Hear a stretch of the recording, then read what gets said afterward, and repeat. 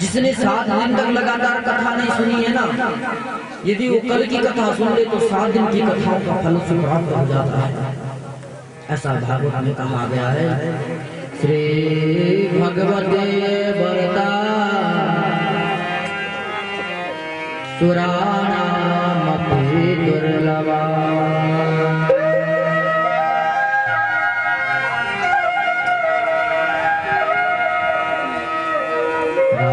राजोचितदा वीरः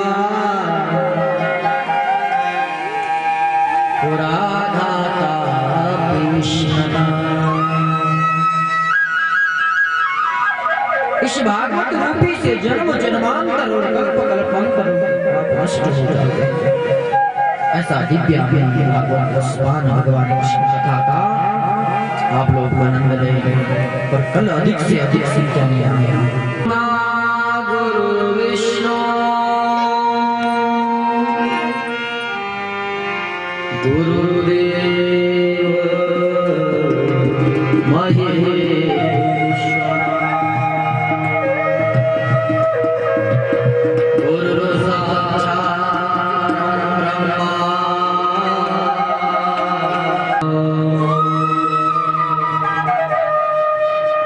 रुक्मणी रम्यतां प्रभुता दशना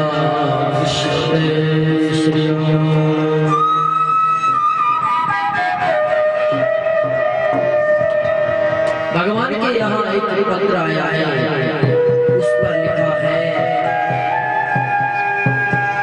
भौमासुर की कैद में 16,100 रानियां।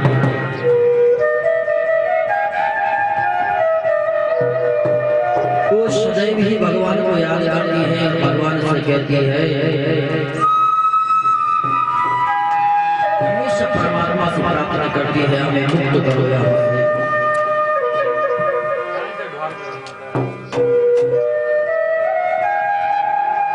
कृष्णाय वासुदेवाय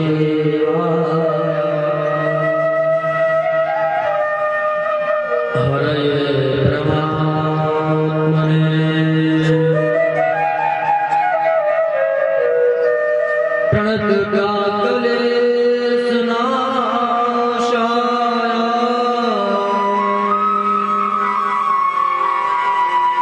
गोविंदा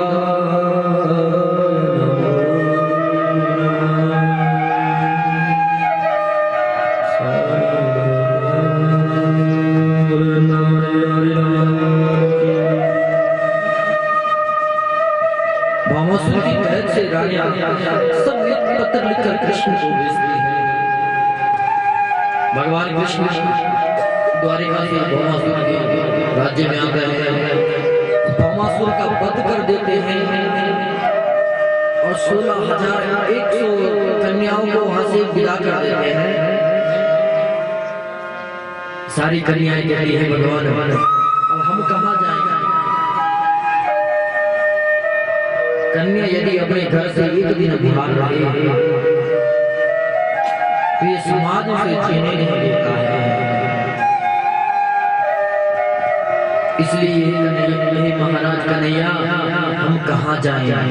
भगवान ने सबसे विवाह कर लिया और भगवान ने 16,108 विवाह किए।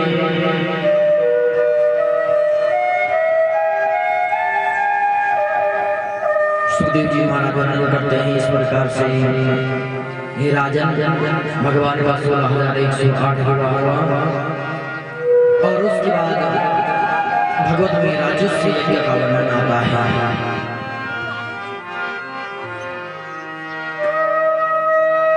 राधा ऐसी भई श्याम की दीवानी,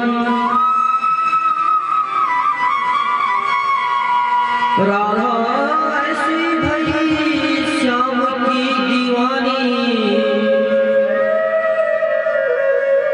के ब्रज की कहानी हो गई।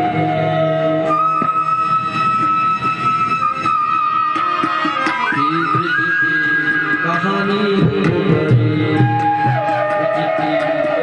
हानि हो गई, हानि हो गई।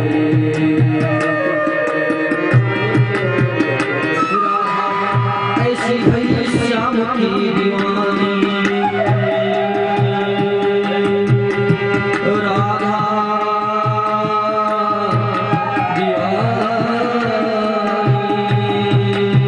राधा ऐसी भई श्याम की दीवानी, कहानी हो गई, कहानी हो गई, कहानी हो गई, कहानी हो गई। एक भोली गाँव की ग्वालन, एक भोली गाँव की ग्वालन,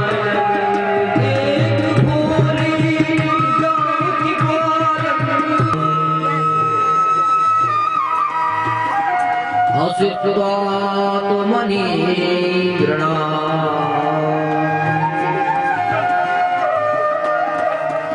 ब्राह्मणो क्षत्रियो वैश्यो भ्रमरवा युधिष्ठिर। सुखदेव जी महाराज कहते हैं, महाराज उद्धव जी के आने का, उद्धव जी जब आते हैं तो कृष्ण भगवान बड़े उदास थे कि कैसा करूं। उद्धव जी कहते हैं कि कन्हैया क्यों उदास हो। भगवान कृष्ण कहते हैं, उद्धव जी पांडवों का एक पत्र आया है, कहते हैं राजस्व यज्ञ कराना है, लेकिन जब तक जरासंध जीवित है तब तक राजस्व यज्ञ नहीं हो सकता। भगवान कृष्ण को उद्धव जी कहते हैं कि उनके पास जाओ और पहले जरासंध को मरवा लो, फिर राजस्व यज्ञ कर ले।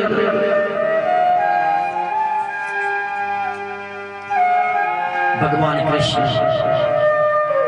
युधिष्ठिर तुम राजस्व यज्ञ कराना चाहते हो, लेकिन राजस्व यज्ञ तब तक पूर्ण नहीं हो पाएगा जब तक जरासंध नहीं मरा। युधिष्ठिर कहते हैं कि जरासंध का से तो अभियुद्ध करना पड़ेगा। भगवान कृष्ण कहते हैं, सज्जनों हमारे ठाकुर जी कहते हैं, अर्जुन भीम जरासंध के पास मेरे साथ चलो। भगवान कृष्ण और अर्जुन और भीम तीनों ही कृष्ण के पास जरासंध के पास आते हैं। पहले के राजा बड़े धर्मात्मा होते थे महाराज। धर्मराज युधिष्ठिर के दोनों भाई भगवान श्री कृष्ण के साथ में जरासंध की नगरी में गए। जरासंध से भिक्षा मांगी, ब्राह्मण रूप बनाकर गए हैं। भीमसेन अर्जुनो कृष्ण ब्रह्मलिंगा धरातरो निर्मर्ग ब्रजमं तत्रा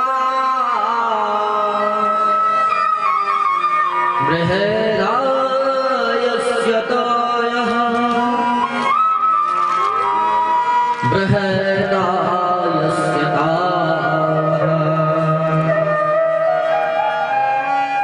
राजा ने जैसा सोचा कि यह कौन है, राजा ने अंदर से सोने के भर भर के थाल लाई। भगवान कृष्ण अर्जुन ब्राह्मण वेश में भिक्षा मांगते हैं, भिक्षा दे। जरासंध कहता है, भिक्षा में क्या चाहिए था? भगवान कृष्ण कहते हैं, हे जरासंध, तुम पहले संकल्प करो कि हमें भिक्षा में वही दोगे जो संकल्प तुम करोगे, अन्यथा नहीं। जरासंध संकल्प करता है, कहता है पहले तुम अपना परिचय तो दो। जरासंध संकल्प जैसे ही उनके हाथ में देते हैं, कहते हैं तुम कौन हो। भगवान कृष्ण अपना परिचय देते हैं, भीमसेन अर्जुना। कृष्ण ने कहा बस एक दिन और युद्ध करना।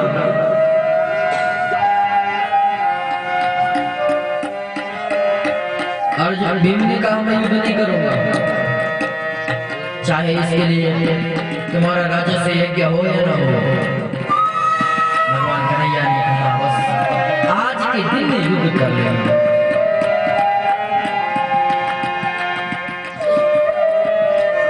युद्ध शुरू हुआ। भीम की जब बस की नहीं रही तो अंत में भगवान ने कहा था तेरी जब बस का नहीं रहेगा तो एक बार मुझे देख लेना।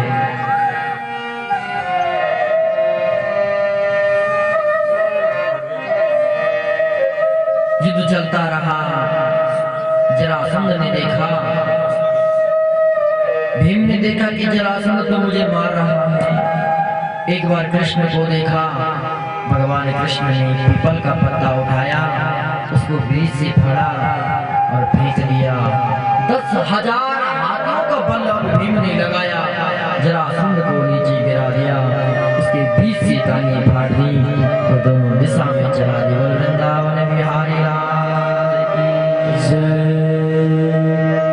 जरासंध की मृत्यु हो गई और उसके बाद सुखदेव जी वर्णन करते हैं, राजन एकदा पादमं अक्रामणा दोहितांबरवा मुदाहं पठयामि सखामेवं महारसा। भगवान श्री कृष्ण ने जरासंध की कैद से 20,108 राजाओं को मुक्त किया, जो हमेशा भगवान से प्रार्थना करते थे, बोलते थे हे भगवान हमें बचाओ। 20,800 राजाओं को कैद से मुक्त किया। वो हमेशा भगवान से प्रार्थना करते थे, कृष्णाय वासुदेवाय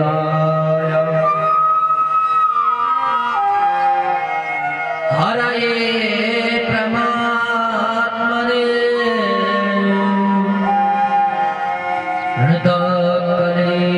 क्लेशनाशाय गोविंदाय नमो नमः। बिहारी लाल की जय। जरासंध का एक बेटा था, उसका नाम था सहदेव।